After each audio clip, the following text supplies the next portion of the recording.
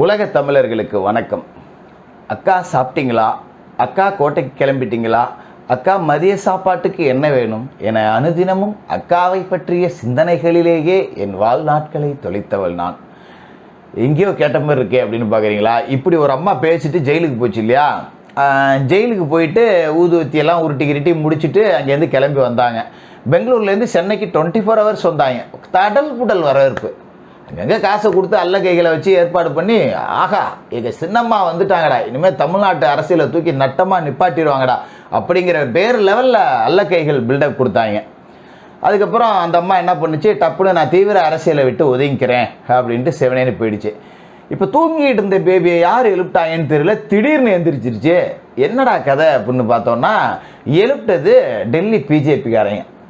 இந்த அம்மா கிழவி ஏந்திரிம்மா, எம்மா நேரமாக தூங்கிட்டு இருக்க, ஏதோ ஜெயிலுக்கு போயிட்டேன், ரைட்டு, நாங்கள் தான் பிடிச்சி போட்டோம் வந்தோம், இப்போ எங்களுக்கு வேலை இருக்குப்பா, வந்து செஞ்சு கொடு அப்படிங்கிற மாதிரி அந்த அம்மாவை கிளப்பி விட்டாங்க. இப்போ அந்த அம்மா என்ன பண்ணியிருக்கு, இப்போ மறுபடியும் அதிமுக ஒருங்கிணைக்க போகிறாங்களாம், புரட்சி பயணம் போக போகிறாங்களாம். ஏற்கனவே ஒரு புரட்சி பயணம் அப்படிங்கிற பேரில் ஒன்று போனாங்க, என்ன புரட்சி செஞ்சாங்க அப்படின்னு தான் தெரியல. சரி, இப்போ சசிகலா திடீர்னு வெளியில் வந்து பேட்டி கொடுக்கறதுக்கு என்ன காரணம்? அதில் கொடுமையோட உச்சம் என்னென்னா, சசிகலாவோட பேட்டி வந்து பெரிய வைரலாச்சோ இல்லையோ தெரில, சசிகலா கூடயே சின்ன சின்னம்மா ஒருத்தவங்க சுற்றுறாங்க, அல்லக்கை ஒன்று. பயங்கரமான எக்ஸ்பிரஷன் குயின் அவங்க. இந்த அம்மா கொடுத்த ஓவர் ஆக்டிங் ஆர்வ கோளாறுல சசிகலாவோட பேட்டியவே எல்லாரும் மறந்துட்டாங்க. இந்த அம்மாவை ட்ரோல் பண்ண ஆரம்பிச்சுட்டாங்க. சரி விடு, சின்னம்மா இல்லைன்னா என்ன, சின்ன சின்னம்மா இருக்காங்கல்ல, நாளைக்கு என்றைக்காவது ஃபார்முக்கு வந்துட்டாங்கன்னா அவங்க பின்னாடி போயிடலாம் அப்படின்னு. சசிகலாவை இயக்கக்கூடிய டெல்லி பிரமுகர் யார், எதனால் இயக்குறாங்க அப்படிங்கிறது தான் நம்ம பார்க்க போகிறோம். அதுக்கு முன்னாடி சர்வைவல் ஃபவுண்டேஷன் உங்களுக்கு தெரியும். இந்த பக்கம் சசிகலாவும் சரி, இந்த பக்கம் திமுகவினரும் சரி, சாராய ஃபேக்ட்ரி வச்சு கொடிகட்டி பறந்துக்கிட்டு இருக்காங்க. மது ஆலைகள் பூரா அவங்ககிட்ட தான் இருக்குது. அவங்களால மது விலக்கு கொண்டே வர முடியாது, வெண்ணவாயால் வடை சுட்டுக்கிட்டு இருக்கலாம். அதுலேயே இப்போ திடீர்னு கோதுமை பீர் வீரன் அப்படின்னு புதுசாக இறக்குமதி பண்ணி எல்லாத்தையும் நாசம் பண்ணியாச்சு.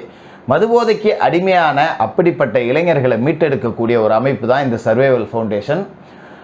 நல்ல சிகிச்சை முறைகள், யோகா உள்ளிட்ட பயிற்சிகள் எல்லாத்தையும் கொடுத்து மதுபோதைக்கு அடிமையானவர்களை மீட்டெடுக்கக்கூடிய ஒரு ஃபவுண்டேஷன்.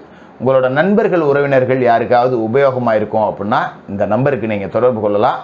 நிச்சயமாக மதுபோதையிலேருந்து மீட்டெடுப்பாங்க. சரி, இப்போ விஷயத்துக்கு போவோம். வி.கே. சசிகலா ஒரு காலகட்டத்தில் தமிழக அரசியலில் கோலோச்சின ஒரு பெயர், அதை மறுக்கவே முடியாது. அம்மையார் ஜெயலலிதா அவர்கள் இருந்த வரைக்கும் அவரை பார்க்கணும் முன்னாடி இவங்கள தான் பார்த்தாகணும். அதாவது சாமிக்கு கிடைக்காத மரியாதை பூசாரிக்கு கிடைக்கும் அப்படின்னு சொல்லுவாங்க இல்லையா? அப்படிப்பட்ட மரியாதை அப்படிங்கிறது சசிகலாவுக்கு கிடைச்சிது. சசிகலாவை பிடிச்சா அதிமுகவில் என்ன வேணாலும் சாதிச்சிடலாம் அப்படிங்கிறது ஒரு காலகட்டத்தில் இருந்த உண்மை தான். இன்றைய அமைச்சர்கள் பலரை சசிகலா தான் ரெக்கமெண்ட் பண்ணி உருவாக்குனாங்க, இவங்களால் உருவாக்கப்பட்டவங்க. அதில் எந்த விதமான மாற்று கருத்தும் நாம் சொல்லிட முடியாது. ஆனால் எல்லாருமே எப்படி சசிகலாவை எதிர்த்தாங்க கொஞ்சம் யோசிச்சு பார்த்தா தெரியும் இல்லையா? அதாவது நெல்லுக்கு பாய்ஞ்ச தண்ணி தான் புல்லுக்கும் பாய்ஞ்சுது, ஆனால் புல்லு தனக்கு தான் தண்ணி பாய்ச்சுறாங்க அப்படின்னு நினச்சிக்குமா. இந்த இடத்துல நெல் மறைந்த அம்மையார் ஜெயலலிதா அவர்கள், புல் தான் சசிகலா. பரமசிவன் கழுத்தில் இருக்கிறதால தான் பாம்புக்கும் சேர்த்து பூஜை செய்யப்படும். அதுக்காக பரமசிவனை விட்டு இறங்கி பாம்பு மக்கள் வசிக்கக்கூடிய பகுதிக்கு வந்தால் அடித்து தான் கொள்ளுவாங்க, இல்லை பிடிச்சு கொண்டு காட்டில் தான் விடுவாங்க. ரெண்டில் ஒன்று தான் நடக்கும். இந்த இடத்துல அம்மையார் ஜெயலலிதா அவர்கள் தான் பரமசிவன், அவங்க கழுத்தில் கிடந்த ஒரு பாம்பு தான் சசிகலா. இப்போ பரமசிவனே இல்லை அப்படிங்கிற பிறகு பாம்புக்கு என்ன வேலை? செவனேன்னு போய் புத்துக்குள்ளே அடைஞ்சிக்க வேண்டியதானே. அந்த சசிகலா என்ன பண்ணியிருக்கணும், அன்னைக்கு தன்னால் உருவாக்கப்பட்ட அமைச்சர்களை வச்சுக்கிட்டு ஆட்சி நீங்கள் பாட்டுக்காக செஞ்சுக்கிட்டு இருக்கப்பா, பின்னாடி இருந்து நான் சொல்லி கொடுக்குறேன் அப்படின்னு சொல்லிட்டு ஒரு கிங் மேக்கராக பின்னாடியே இருந்திருந்தால் பிரச்சனை இல்லை. இந்த தினகரன் மாதிரியான குடும்ப உறுப்பினர்கள் இருக்காங்கல்ல, இவங்களுடைய அந்த அதிகார திமிரு எப்படியாவது போய் அந்த பதவி அடங்கணுங்கிற பதவி வெறி சசிகலாவை தூண்டி விட்டு மொத்த குடும்பத்தையும் தெருவுக்கு வர வச்சுட்டாங்க. இப்போ சசிகலா அதிமுகவை நான் காப்பாற்ற போகிறேன், ஒருங்கிணைய போகிறேன், புரட்சி பயணம் போக போகிறேன் அப்படின்னு சொல்கிறாங்கல்ல. சசிகலாவோட இந்த நிலைமைக்கு யார் காரணம்னு பார்த்தா சசிகலா, திவாகரன், தினகரன் தான். இந்த 3 பேரை தவிர வேற யாரையும் நாம் சொல்லிடவே முடியாது. முழுக்க சசிகலாவோட குடும்பத்தினர் தான் காரணம். சசிகலாவுக்கு எல்லாரும் அச்சப்பட்டாங்கன்னா வெறும் சசிகலாவுக்கு அச்சப்படலை. மறைந்த முதல்வர் அம்மையார் ஜெயலலிதா அவர்களுடைய தோழி சசிகலாவுக்கு தான் எல்லாரும் பயந்தாங்க, அச்சப்பட்டாங்க. அவங்களே இல்லைங்கும்போது உங்களுக்கு என்ன மரியாதை? அம்மையார் ஜெயலலிதா அவர்கள் இந்த அமைச்சர்களை எப்படி ஒரு இராணுவ கட்டுப்பாடோடு வச்சுருந்தாங்களோ அந்த மாதிரி இந்த அம்மா கட்டுப்படுத்தணும்னு பார்த்துச்சு, கிளம்பு காத்து வரட்டும்னு விரட்டி விட்டுட்டாங்க. அதுதான் உண்மை. இப்போ இந்த அம்மா எங்கள் அக்காவோட கட்சியை நான் இப்படி அழியிறத பார்க்க முடியல, இத்தனை தோல்வியை என்னால் சகிக்க முடியல அப்படின்னு சொல்லுதே, கொஞ்சம் நியாயமாக ஒரு ஃப்ளாஷ்பேக் போகுமா? சசிகலா சிறைக்கு போன பிறகு எடப்பாடி பழனிசாமி அவர்கள் தினகரன் உள்ளிட்ட எல்லாரையும் நீக்கினார். அப்போ 18 எம்எல்ஏக்கள், அந்த 18 எம்எல்ஏக்களை கூட வச்சுக்கிட்டு அந்த ஆட்சியை கவிழ்ப்பேன்னு சொன்னது தினகரன். எங்கள் அக்காவோட ஆட்சியை நீ எப்படிடா கலைக்கலாம் அப்படின்னு சசிகலாவுக்கு உண்மையிலேயே அதிமுக மேலே பற்று இருந்தால் அன்னைக்கு தினகரனை எடுத்து கேள்வி கேட்டிருக்கலாம். கேட்கல. பன்னீர்செல்வம் எடப்பாடி பழனிசாமி அவர்களுக்கு எதிராக வாக்கு அளித்தவர் கூவத்துவ பிரச்சனைகள் நடக்கும்போது. அப்படிப்பட்ட பன்னீர்செல்வத்தை நீங்கள் கூட வச்சுக்கிறீங்க அப்படின்னா நீங்கள் அந்த கட்சிக்கு விசுவாசியா அப்படிங்கிறது அடுத்த கேள்வி. அடுத்ததாக 2019 பாராளுமன்ற தேர்தலில் டிடிவி தினகரன் அம்மா மக்கள் முன்னேற்ற கழகம் மூலமாக தனிச்சு நின்னார். எப்படி அதிமுகவை நீ தோக்கடிக்கலாம் அப்படின்னு தினகரனை கூப்பிட்டு நீ கண்டித்து தேர்தலெல்லாம் நிற்கக்கூடாது, கட்சியை கலைன்னு சொல்லியிருந்தா சசிகலா உண்மையிலேயே அதிமுக மேலே பாசம் உள்ளவர். அதுவும் நடக்கலை. சரி, இந்த அம்மா வெளியில் வந்த பிறகு தான் 2021 தேர்தல் அப்படிங்கிறது நடந்தது. 2021 தேர்தலில் டிடிவி தினகரன் தனித்து போட்டியிடுறார். அப்படிங்கும்போது அது எப்படிப்பா நீ ரெட்டலைக்கு எதிராக போட்டிடலாம், அம்மாவோட கட்சிக்கு எதிராக நீ எப்படிப்பா போட்டிடலாம், எங்கள் அக்காவோட கட்சிக்கு எதிராக நீ எப்படிப்பா போட்டிடலாம் அப்படின்னு கேட்டு தினகரனை ஓரம் கட்டி தன்னோட கட்டுப்பாட்டுக்குள்ளே வச்சுருந்தா இன்னைக்கு ஒன்றிணைவோம் வா அப்படின்னு சசிகலா பேசுறதுல ஒரு நியாயம் இருக்கு. முடிஞ்ச போதெல்லாம் ஏடிஎம்கேவை எடுத்து பார்த்தாச்சு. ஆனால் ஏடிஎம்கே அப்படிங்கிற ஒரு கட்சிக்கு இருக்கக்கூடிய செல்வாக்கு இந்த குடும்பத்துக்கு கடைசி வரைக்கும் வரலை. கழுத்து தேஞ்சு கட்டெரும்பான கதையாக இன்னைக்கு 234 சட்டமன்ற தொகுதிகள் அப்படின்னு எடுத்துக்கிட்டிங்கன்னா டிடிவி தினகரனுக்கான வாக்கு அப்படிங்கிறது ஒரு சட்டமன்ற தொகுதிக்கு ஒரு 1000 தான் இருக்கும். அதுவும் சில தொகுதியில் இருக்காது. நான் ஆதாரத்தோடய சொல்கிறேன். நான் இருக்கக்கூடிய அரியலூர் சட்டமன்ற தொகுதியில் 2021 அம்மா மக்கள் முன்னேற்ற கழக வேட்பாளர் வாங்கின வாக்குகள் வெறும் 700 சொச்சம் தான். இதில் தேமுதிக கூட்டணி வேற அப்போ நீங்களே முடிவு பண்ணீங்க. இது வேட்பாளராக நின்னது முன்னாள் அதிமுக எம்எல்ஏவான துரைமணிவேல். ஒரு முன்னாள் எம்எல்ஏவை நிறுத்தி ஒரு சுயேட்சையை விட நோட்டாவை விட வாக்கு கம்மியாக வாங்குற அளவுக்கு தான் தினகரனுக்கான செல்வாக்கு இருக்கு. அதை வச்சே நீங்கள் அழிக்க பார்த்தீங்க அப்படிங்கும்போது கூப்பிட்டு பேசியிருந்துருக்கலாமே. ஏன் அன்னைக்கெல்லாம் சசிகலாவுக்கு அக்கறை இல்லாமல் போச்சு? இந்த தேர்தலில் 2024 பாராளுமன்ற தேர்தலில் பிஜேபி கூட கூட்டணி வச்சுக்கிட்டு தினகரனும் பன்னீர்செல்வமும் எதிர்த்து நின்னப்ப அவங்கள கூப்பிட்டு கண்டிச்சிருக்கலாம். பிஜேபிக்காரனை நம்பாத, ஏற்கனவே என்ன பரப்பன கராரில் வச்சு ஒரு கிட்னியை எடுத்துட்டான், உங்கள் கிட்னியும் எடுக்க தான் கூட்டணிக்கு வான்னு கூப்பிட்றான் அப்படின்னு சொல்லி அவங்க கிட்னியை காப்பாற்றிருந்தாலாவது சசிகலாவுக்கு அதிமுக மேலே ஒரு பற்று இருக்கு அப்படின்னு நினைக்கலாம். அதுவும் இல்லை. இப்போ திடீர்னு எங்கேருந்து அவருக்கு பாசம் பொங்குது அப்படின்னு பார்த்தீங்கன்னா இதுக்கு பின்னாடி பிஜேபி இருக்கு. அதாவது அதிமுகவை மிஞ்சி எப்படியாவது வளரணும், இதுதான் பிஜேபியோட அஜெண்டா. ஒவ்வொரு ஸ்டேட்லையுமே அவங்க இதுதான் செஞ்சுக்கிட்டு இருப்பாங்க. ஒரு கட்சியாக அவங்க நினைக்கிறது சரி, அவன் தாங்கச்சியை வளர்க்குறதுக்கு தான் முயற்சி செய்வான். அதுக்கு சசிகலா மாதிரியான ஆடுகள் பலியாயிடக்கூடாது அப்படிங்கிறது தான் நம்மளுடைய பார்வையாக இருக்குது. இப்போ சசிகலாவை எதுக்கு தூண்டி விட்டுருக்காங்க அப்படின்னா தினகரனையும் பன்னீரையும் வச்சுக்கிட்டு 10 பைசாவுக்கு புண்ணியம் இல்லை. தினகரனால் ஒரு அம்மஞ்சல்லிக்கு பிரயோஜனம் இல்லை.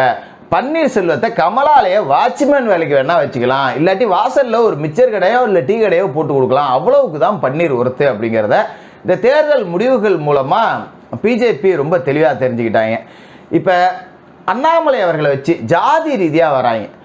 கொங்கு மண்டலத்தை பொறுத்த வரைக்கும் எடப்பாடி பழனிசாமி அவர்களுக்கு பெரும்பகுதியான செல்வாக்கு இருக்கு. அதை அண்ணாமலை அப்படிங்கிற ஒரு கவுண்டரை முன்னிறுத்தி நாம் அந்த கவுண்டர் சமூக வாக்குகளை ஓரளவுக்கு பிரித்து ஜெயிச்சிட்டோம். அதாவது தேர்தலில் ஜெயிக்கலை, அந்த கவுண்டர் சமூக வாக்குகளை பிரிக்கிறதுல ஓரளவுக்கு அவங்க வெற்றி அடைஞ்சிருக்காங்க. இப்போ முக்குளத்தோர் வாக்கை நாம் பிரிக்கணுமே அப்படின்னா அதுக்கு தினகரனையும் பன்னீர்செல்வத்தையும் பயன்படுத்திக்கலாம்னு நினச்சாங்க. ஆனால் முக்குளத்தோர் ரொம்ப தெளிவாகவே வாக்களிச்சிருந்தாங்க. எங்களுக்கு பன்னீரும் தேவையில்லை, டிடிவி தினகரனும் தேவையில்லை, ரெண்டும் அல்ல கைகள் தான் அப்படிங்கிற மாதிரி பெரிய செல்வாக்கு இல்லாமல் போயிடுச்சு. மறுபக்கம் பார்த்தீங்கன்னா அதிமுகவோட பிரதான வாக்கு வங்கியான முக்குளத்தோர் வாக்கு வங்கி அப்படிங்கிறது இப்போ திமுகவுக்கு நிறையா போயிருக்கு. அதை மறுக்க முடியாது. என்ன காரணம் அப்படின்னா முக்குளத்தோர் வாக்கு வங்கிக்கு ஆதாரமாக இருக்கக்கூடிய திண்டுக்கல் சீனிவாசனோ செல்லூர் ராஜோ இல்லை உதயகுமாரோ அந்த வாக்கு வங்கியை காப்பாற்றலை. இதையும் நாம் இங்கே மறுக்க முடியாது. அப்போ முக்குளத்தோர் வாக்கு வங்கியை பிஜேபி பக்கம் திருப்பணும் அப்படின்னா இன்னொரு ஆள் யாரையாவது பிடிக்கணும் அப்படின்னு சொல்லிட்டு சசிகலாவை பிடிக்கிறாங்க. ஏன்னா பன்னீரையும் டிடிவி நம்பி 10 காசுக்கு பிரயோஜனம் இல்லை, இந்த மாதிரியாவது தூங்கிட்டு இருக்கிறத கொஞ்சம் எழுப்பிட்டு பார்ப்போம் என்ன நடக்குது அப்படின்னு சொல்லிட்டு இந்த வேலையை செய்கிறாங்க. அதோடைய தொடர்ச்சி தான் இப்போ மறுபடியும் இந்த அம்மா அதிமுகவை நான் ஒன்றிணைக்கிறேன் அப்படின்னு பேசுறது. சரிங்க, பிஜேபிக்கு முக்குளத்தோர் வாக்கு வங்கி போனால் அதிமுகவை எப்படிங்க இந்த அம்மா ஒன்றிணைக்க முடியும் அப்படின்னு நீங்கள் கேட்கலாம். அதிமுக பிஜேபி கூட்டணியை உருவாக்க சசிகலா மூலமா முயற்சி நடக்குது. இது இப்பவே சொல்லிடுறேன், நான் ஆரம்பத்திலேயே அறுத்து தூக்கி கெடாசிடுவாங்க. அந்தாண்ட இங்க சசிகலாவுக்கே இடம் இல்லை, பிஜேபிக்கு என்ன மறுபடியும் இடம் வேண்டியிருக்குன்னு துரத்தி தான் விடப்பட போகுது. அதில் எந்த மாற்றமும் இல்லை. ஏன்னா கடந்த காலகட்டங்களில் திவாகரன் பேசின பேச்செல்லாம் உங்களுக்கு ஞாபகம் இருக்குமான்னு தெரியல. சசிகலாவோட சகோதரர் திவாகரன் பேசினது. இங்கே இருக்கிற அமைச்சருங்க பூரா என் வீட்டு ஃபங்க்ஷனில் வாலி தூக்கிட்டு அலைஞ்சவங்க. எப்படி இருக்குது பார்த்தீங்களா? இப்போ நான் ஒரு நண்பன் வீட்டுக்கு போகிறேன், நீங்கள் ஒரு நண்பன் வீட்டுக்கு போகிறீங்கன்னா அந்த கல்யாணத்தில் பரிமாற ஆள் இல்லை, கூட்டம் இருக்குது, இல்லை நாம் போய் பரிமாறுவோம் அப்படின்னு ஆர்வத்தில் செய்வோம். அதனால் அவன் வீட்டுக்கு நாம் வேலைக்காரன் ஆகிடுமா? இந்த திவாகரனாலேயோ சசிகலாவாலேயோ ஆளாக்கப்பட்டவர்கள் அதிமுகவில் இருக்காங்க. அவங்க வீட்டில் போய் ஒரு நல்லது கட்டத்தில் வேலை செஞ்சுருப்பாங்க. அதனால் அவங்களாம் உங்களுக்கு கொத்தடிமை நினச்சிக்கிட்டீங்களா? அம்மையார் ஜெயலலிதாவோட தோழி சசிகலாவோட தம்பி திவாகரன் வீட்டில் தான் அவங்க சாம்பார் வாலி தூக்குனாங்க. சாதாரணமான மன்னார்குடி வீடியோ கடை சசிகலா தம்பிக்கிட்ட அவங்க சாம்பார் வாலி தூக்கல. சசிகலா வெறும் சசிகலாவாகவே இருந்தா உன் வீட்டு கல்யாணத்துக்கு அவன் பத்திரிக்கை கூட எடுக்க மாட்டாங்க. நீ யாருன்னே முதல்ல தெரியாது. இதுதான் நான் சொன்னேன், நெல்லுக்கு பாஞ்ச தண்ணி புல்லுக்கும் பாஞ்சுது. அந்த நெல் மறைந்த அம்மையார் ஜெயலலிதா அவர்கள், அந்த புல்லு தான் சசிகலா. அந்த புல்லுல ஒட்டி இருக்கிற ஓரத்து நுனி அழுக்குகள் தான் டிடிவி தினகரன், திவாகரன் மாதிரியான ஆட்கள். இவங்க அமைச்சர்களையே எந்த அளவுக்கு கேவலமா பேசினாங்க. நாளைக்கு இந்த குரூப்பை உள்ள விட்டா மறுபடியும் இப்படிதான் பேசுவாங்க. தங்களுக்கான மரியாதை இருக்காது அப்படிங்கிறது அதிமுகவினருக்கு தெரியாமலா போயிடும். அப்படி இருக்கிற சூழல்ல இவங்களை உள்ளே விட்டுருவாங்க. கொஞ்சம் நல்லா யோசிச்சு பாருங்க.